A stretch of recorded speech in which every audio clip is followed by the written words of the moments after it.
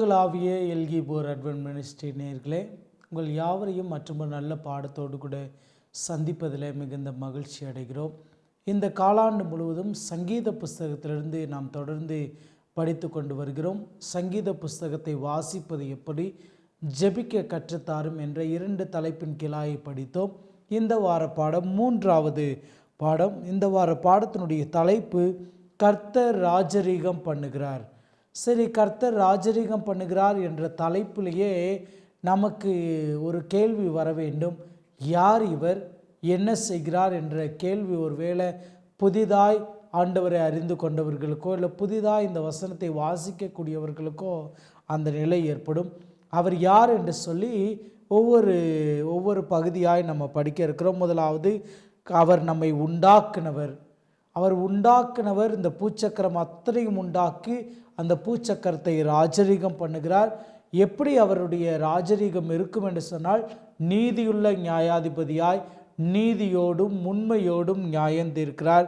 அவர் உண்மையோடு நியாயந்தீர்ப்பதோடு முடிக்காம உண்மையாக இருக்கக்கூடிய பிள்ளைகளோடு கூட அவர் உடன்படிக்கை பண்ணுகிறார்.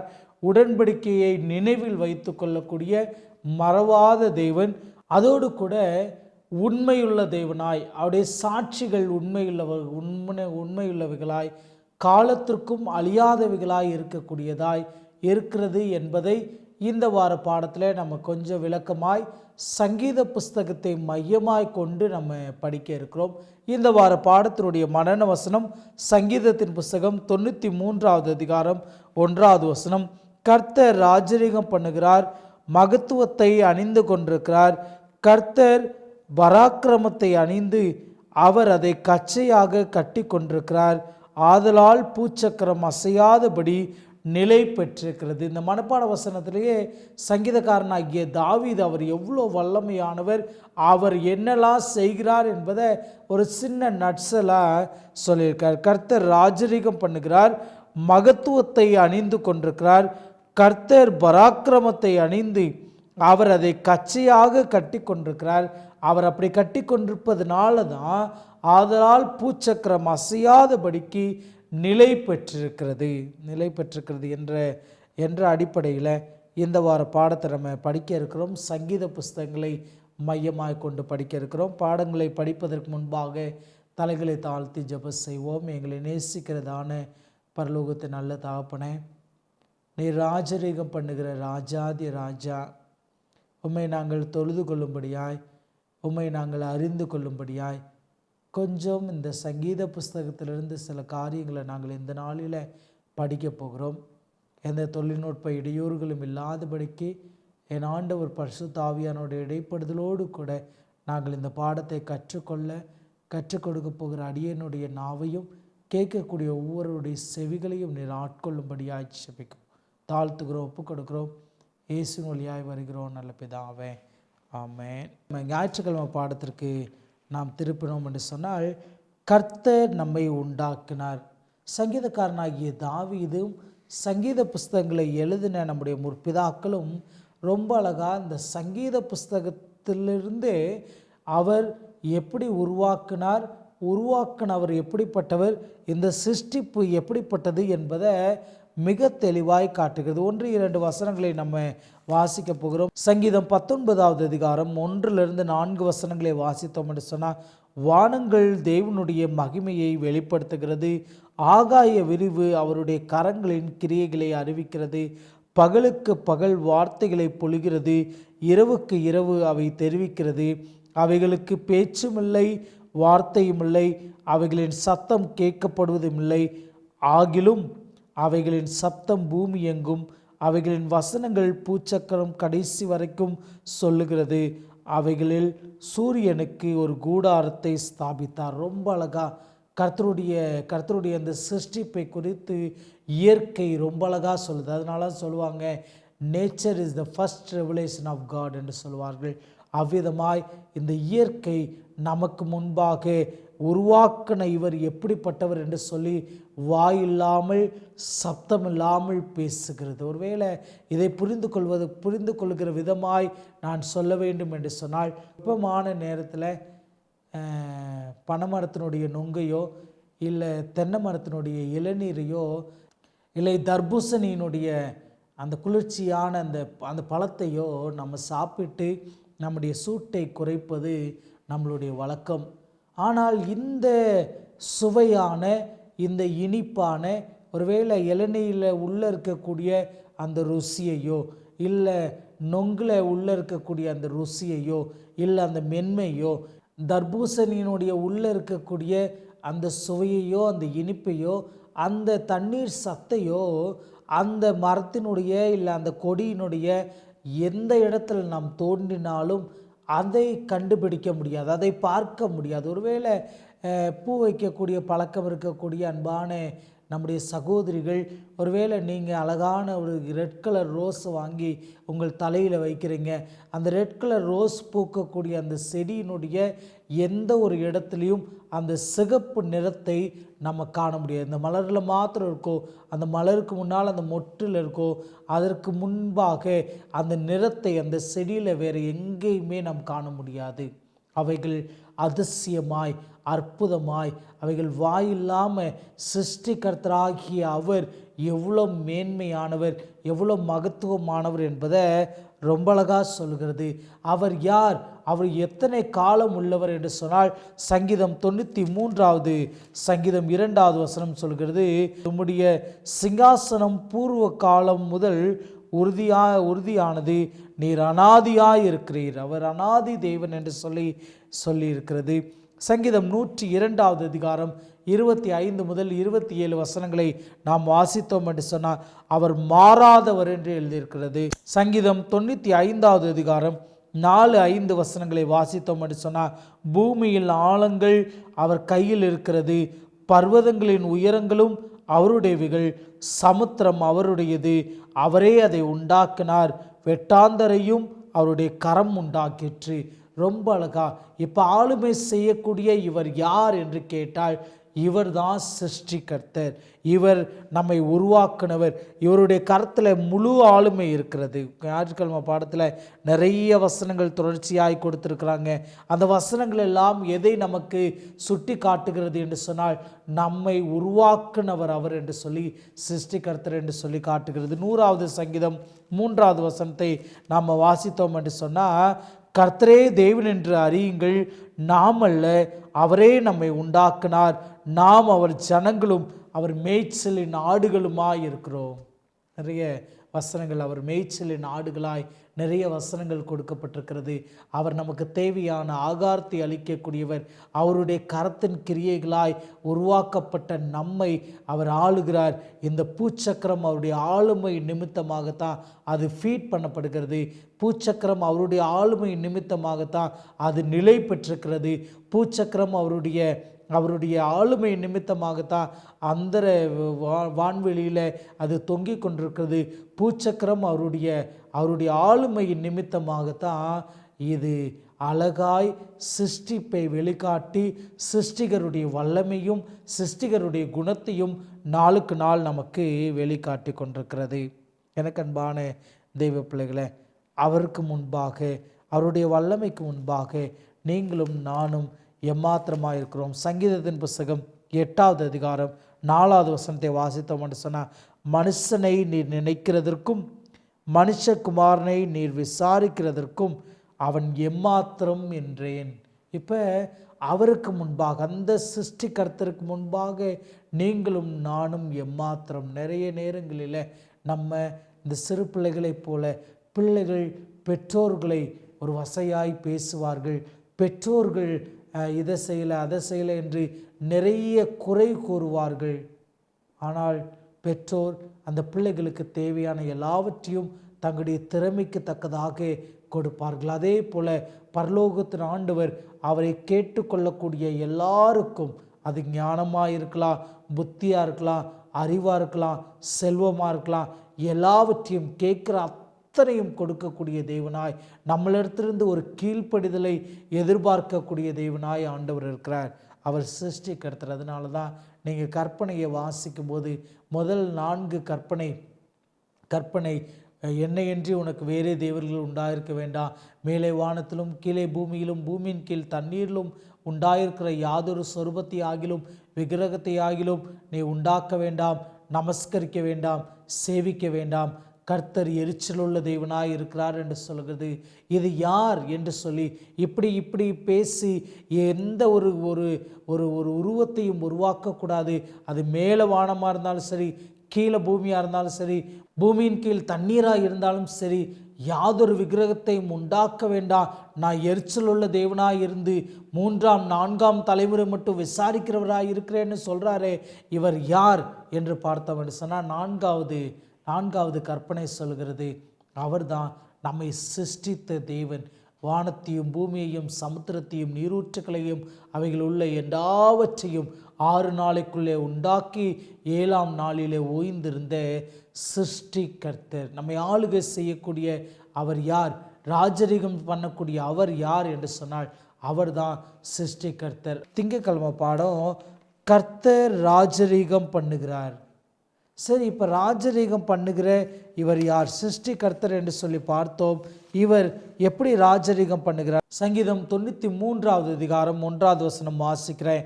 கர்த்தர் ராஜரீகம் பண்ணுகிறார், மகத்துவத்தை அணிந்து கொண்டிருக்கிறார். கர்த்தர் பராக்கிரமத்தை அணிந்து அவர் அதை கச்சையாக கட்டி கொண்டிருக்கிறார். ஆதலால் பூச்சக்கரம் அசையாதபடிக்கு நிலை பெற்றிருக்கிறது. உம்முடைய சிங்காசனம் பூர்வ காலம் முதல் உறுதியானது. நீர் அநாதியாயிருக்கிறீர். கர்த்தாவே, நதிகள் எழும்பின, நதிகள் இரைச்சலற்று எழும்பின, நதிகள் அலை திரண்டு எழும்பின. திரளான தண்ணீர்களின் இரைச்சல்களை பார்க்கிலும் சமுத்திரத்தின் வல்லமையான அலைகளை பார்க்கிலும் கர்த்தர் உன்னதத்திலே வல்லமையுள்ளவர். உமது சாட்சிகள் மிகவும் உண்மையானவைகள். கர்த்தாவே, பரிசுத்தமானது நித்திய நாட்களாய் உம்முடைய ஆலயத்தின் அலங்காரமாய் இருக்கிறது. இப்போ இந்த ராஜரீகம் பண்ணக்கூடிய இந்த அரண்மனை எப்பேற்பட்டது என்று சொன்னால், இந்த அரண்மனை என்ற வார்த்தை பயன்படுத்தப்படாமல் அழகாக சங்கீதக்காரனாகிய தாவீது இதை ஆலயம் என்று எழுதுகிறார்.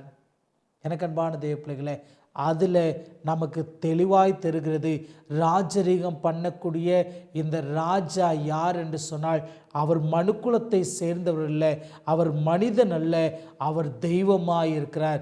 அவர் இருக்கக்கூடிய இடம் ஒரு சாதாரணமாய் ஒரு ராஜா ஒரு இடத்துல இருக்கிறார் என்று சொன்னால் அது அரண்மனை என்று சொல்லப்படும்.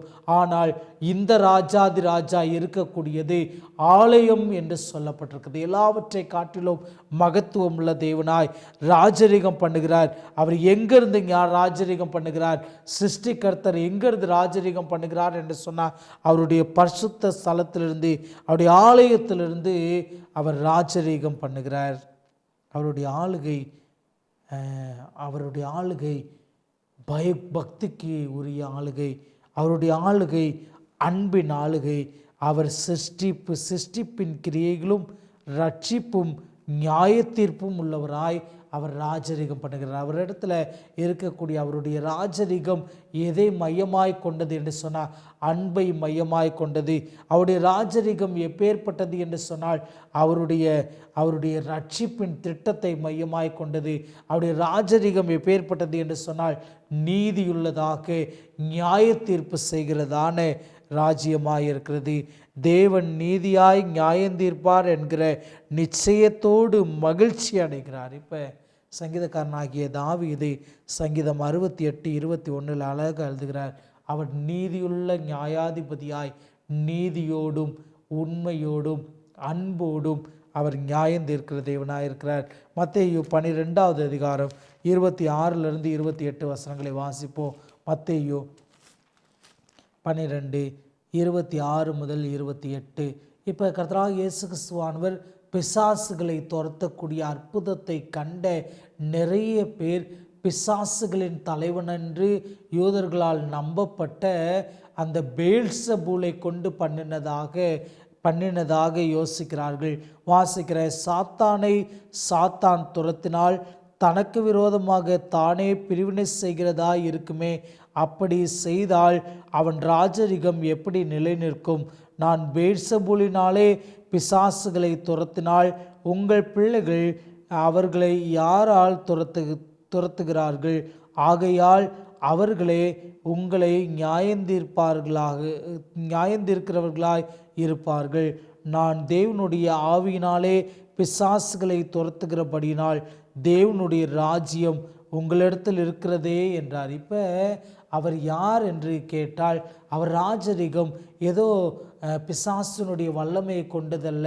அவருடைய ராஜரிகம் ஏதோ அன்றைக்கு இருந்த நிறைய பேர் இவர் பிசாசுகளை துரத்துறதை கண்டு இவர் பெயல்செபூலுக்கு தலைவனாக இருப்பானோ, பெயல்செபூலினுடைய வல்லமையை கொண்டு செய்கிறானோ என்று நினைத்தார்கள். ஆனால் இவர் ராஜரிகம் பண்ணுகிறார் பிதாவினுடைய வல்லமையினாலே. அவருடைய ராஜரிகம் அவருடைய ஆலயத்தில் இருக்கிறது. அந்த ஆலயத்திலிருந்து அவர் ராஜரிகம் பண்ணுகிறார். அந்த ராஜரிகத்திற்கு அதிபதியாய் யாருடைய வல்லமையோடு கூட யாரை பிரதானப்படுத்தி செய்கிறார் என்று சொன்னார், தேவனை பிரதானப்படுத்தி செய்யக்கூடிய குமாரனாய் அவர் இருக்கிறார். செவ்வாய்க்கிழமை பாடம் தேவனே நியாயாதிபதியாய் இருக்கிறார். சங்கீதம் 75வது அதிகாரத்தை மையமாய் கொண்டு இந்த பாடத்தை எழுதியிருக்கிறாங்க. இந்த நாளினுடைய பாடத்தை 75வது அதிகாரம், சங்கீதம் 75வது அதிகாரத்தை நம்ம வாசித்தோம் என்று சொன்னால் 8வது வசனம், கலங்கி பொங்குகிற மதுபானத்தினால் நிறைந்த பாத்திரம் கர்த்தருடைய கையில் இருக்கிறது, அதிலிருந்து வார்க்கிறார். பூமியில் உள்ள துன்மார்க்கர் யாவரும் அதன் வண்டல்களை உறிஞ்சி குடிப்பார்கள். இப்போ அவருடைய கோபத்தை குறித்து அவரிடத்துல உண்மையாக இல்லாதவர்களை அவர் எப்படி நியாயந்திருக்கிறார் என்று சொல்லி அதை மதுபானம் குடிக்கிறதாக பேசுகிறது. இதை நம்ம முத்தூதில் நம்ம வாசித்தோம் என்று சொன்னால், அவருடைய கரங்களிலிருந்து கலப்பில்லாமல் வார்க்கப்பட்ட அவருடைய உக்கிரமாகிய மதுவை குடித்து, இந்த மது என்று சொல்லக்கூடிய இந்த வார்த்தையை நம்ம தவறாக எடுத்து விடாமல் அவருடைய உக்கிரம், அவருடைய கோபத்தை அங்கே குறிக்கிறது. அந்த கோபத்தை அவர்கள் ஏற்றுக்கொண்டுதான் ஆக வேண்டும். அதில் அன்பு கலக்கப்படாததாக, அதில் அந்த நீதியில் அவர் மறுபடியும் மன்னிக்கிற தேவனாக இருக்கிறார். அதே மன்னிப்பினுடைய ஒரு எல்கையில் அவர் நீதியோடு நியாயந்திருக்கிறவராய் இருக்கிறார். அதே நேரத்தில் நம்ம முன்னால் வசனங்களை வாசித்தோம் என்று சொன்னால், அவர் எல்லோருக்கும் நன்மை செய்யக்கூடிய தேவனாய். 3வது வசனம் வாசிக்கிறேன், பூமியானது அதன் எல்லா கொடிகளோடும் கரைந்து போகிறது, அதன் தூண்களை நான் நிலைநிறுத்துகிறேன் என்று சொல்கிறார். இப்போ நம்முடைய வாழ்க்கையை நம்மை நீதியோடு நிலைநிறுத்தக்கூடிய தேவனாய் அவர் இருக்கிறார். அவர் நிலைநிறுத்துகிறவராய் இருக்கிறார். இங்கே அழகாக புஸ்தகத்தில் கொடுத்துருக்குறாங்க. செவ்வாய்க்கிழமை பாடம் மக்களை காப்பாற்றுகிறார். சங்கீதம் 97வது அதிகாரம் 10வது வசனம், எப்படி காப்பாற்றுறதோடு நிறுத்தாமல் சாந்த குணமுள்ளவர்களை ரட்சிப்பினால் அலங்கரிக்கிறார். 149வது சங்கீதம் 4வது வசனம். சரி, அதுக்கப்புறம் என்ன செய்கிறாரு?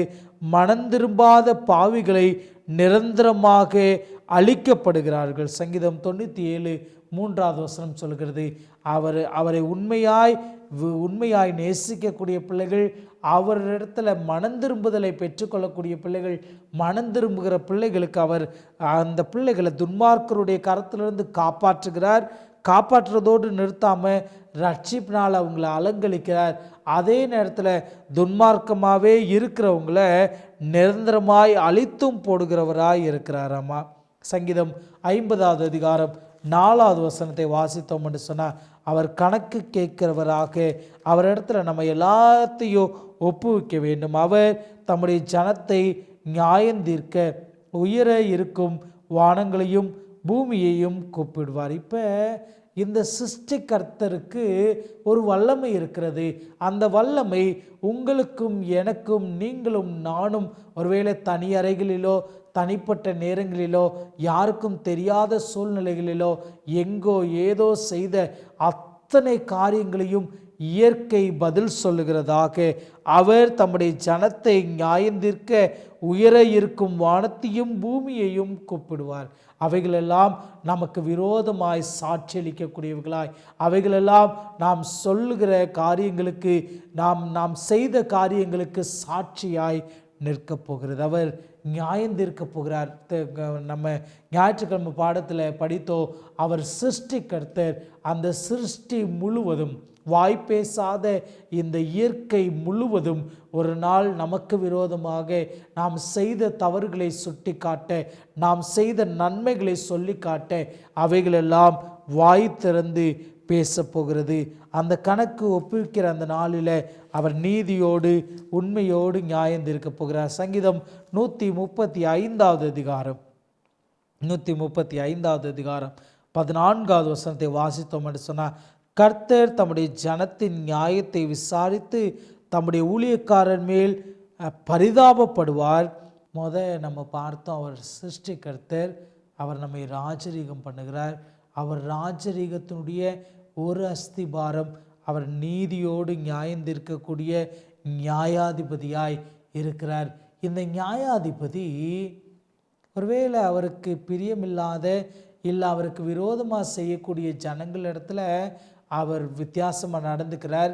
அவரை நேசிக்கக்கூடிய, அவரை உண்மையாய் பின்பற்றக்கூடிய பிள்ளைகளிடத்தில் ஒரு ஒரு நிலையோடு கூட அவர் ஒப்பந்தம் பண்ணக்கூடிய தேவனாய், உடன்படிக்கையை நினைவில் வைத்து கொள்ளக்கூடிய தேவனாய் இருக்கிறார். புதன்கிழமை பாடம் அழகாக கொடுக்கப்பட்டிருக்கிறது. அவர் உடன்படிக்கையை நினைவில் வைத்து கொள்பவர். சங்கீதத்தின் புஸ்தகம் 94வது அதிகாரம் 14வது வசனத்தை நம்ம வாசித்தோம் என்று சொன்னால், கர்த்தர் தம்முடைய ஜனத்தை நெகிழ விடாமலும் தம்முடைய சுதந்திரத்தை கைவிடாமலும் இருப்பார். இப்போ அவர் கைவிடாத தேவன். அவர் சிருஷ்டிகர்த்தரோடு மாத்திரம் நிறுத்தல, அவர் நீதியுள்ள நியாயாதிபதியோடு கூட மாத்திரம் நிறுத்திவில்லை. உண்மையாய் அவரை தேடக்கூடிய உண்மையுள்ள பிள்ளைகளுக்கு அந்த உண்மையாய் இருக்கக்கூடிய பிள்ளைகளோடு கூட உடன்படிக்கை பண்ணி அவர்களை நெகிழ விடாமல் எல்லா சூழ்நிலையிலும் பாதுகாக்கிற தேவனாய் இருக்கிறார். சங்கீதம் 105வது அதிகாரத்தை மையமாய் கொண்டு இந்த பாடம் எழுதியிருக்கிறாங்க.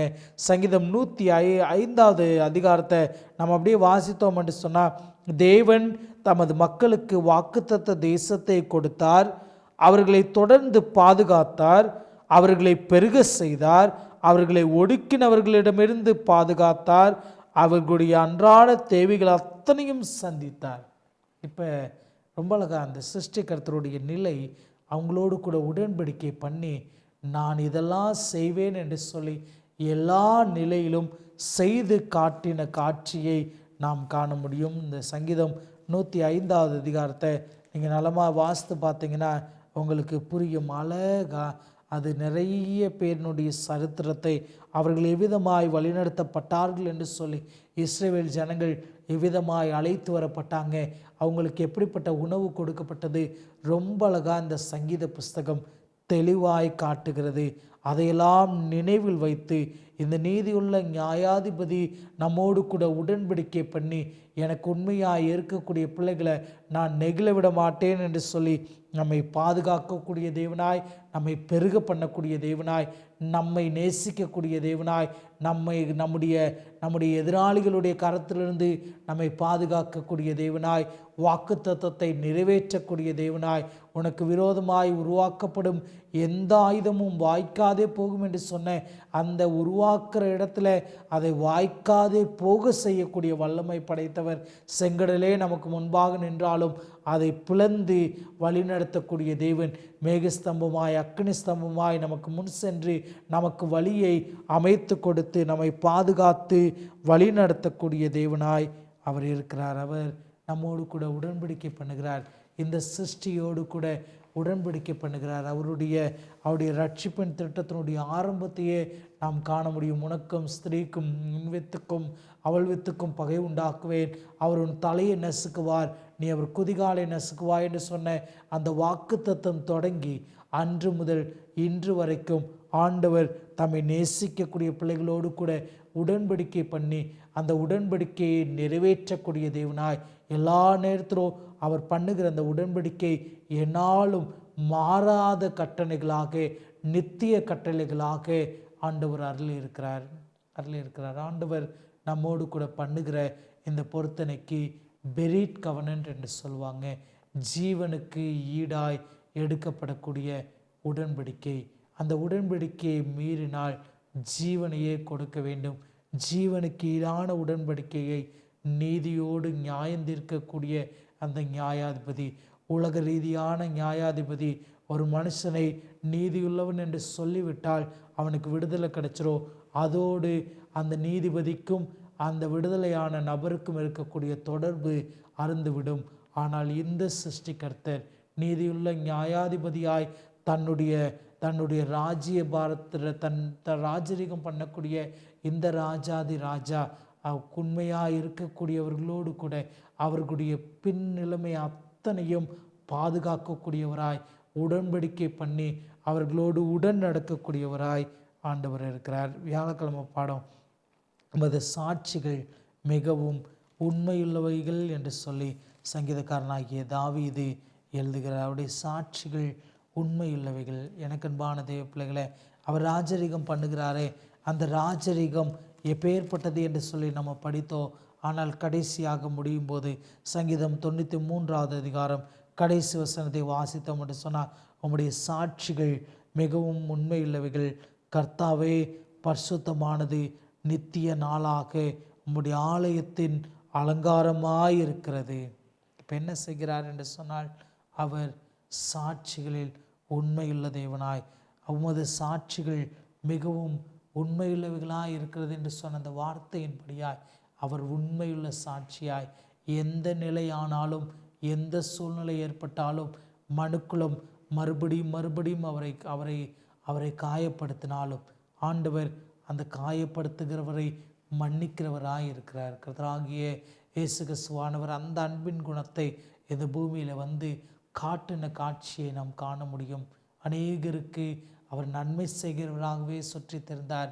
சிலர் அவரிடத்திலிருந்து நன்மையை பெற்றுக்கொள்ள வந்தார்கள், சிலர் அவரை விரோதிக்க கடந்து வந்தாங்க, சிலர் அவரை வித்தியாசமாக நடத்துவதற்காய் கடந்து வந்தார்கள், அவரை கேவலப்படுத்துவதற்காக கடந்து வந்தாங்க. ஆனால் அத்தனை பேரிடத்திலையும் அன்பு காட்டின தேவனாய், அத்தனை பேரையும் நேசிக்கக்கூடிய தேவனாய், அத்தனை பேருக்கும் தன் நிலையிலிருந்து அவர்களுக்கு நன்மை செய்கிறவராகவே இந்த ஆண்டவர் சுற்றி தெரிந்தார். அவருடைய சாட்சிகள் உண்மையுள்ளவைகள். அவர் நம்மை பாதுகாக்கிற தேவனாய் இருக்கிறார். இங்கே அழகா ஒரு வார்த்தை கொடுக்கப்பட்டிருக்கிறது. இதற்கான எபிரேய வார்த்தை குன், உறுதி அல்லது பாதுகாப்பு என்ற அர்த்தம். ஆண்டவர் நம்மை பாதுகாக்கிற தேவனாய். 119 105வது வசனத்தை வாசித்தோம் என்று சொன்னால், நம்முடைய வாசனம் என் கால்களுக்கு தீபமும் என் பாதைக்கு வெளிச்சமாக இருக்கிறது.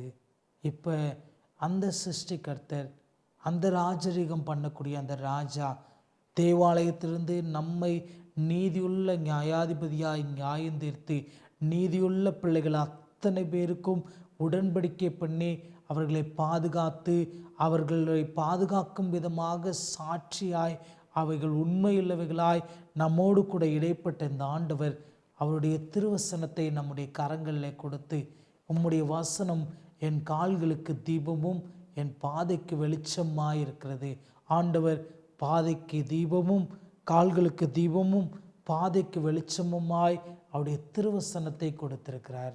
அதுலேயும் கர்த்தர் ராஜரீகம் பண்ணக்கூடிய காட்சியை, அவருடைய வழிநடத்தல்களை, அவர் காப்பாற்றுகிற விதத்தை, அவர் நீதியுள்ளவர் என்பதை இந்த நாளில் நம்ம கற்றுக்கொண்டோம். எனக்கு அன்பான தேவ பிள்ளைகளை, நீங்களும் நானும் அந்த ராஜாவுக்கு, அந்த ராஜ்யத்தின் ஒரு அங்கமாக இருந்து கொண்டிருக்கிறோமா? உங்களுக்கு முன்பாக ஒரு கேள்வியோடு கூட நான் முடிக்க வேண்டும் என்று சொல்லி ஆசைப்படுகிறேன்.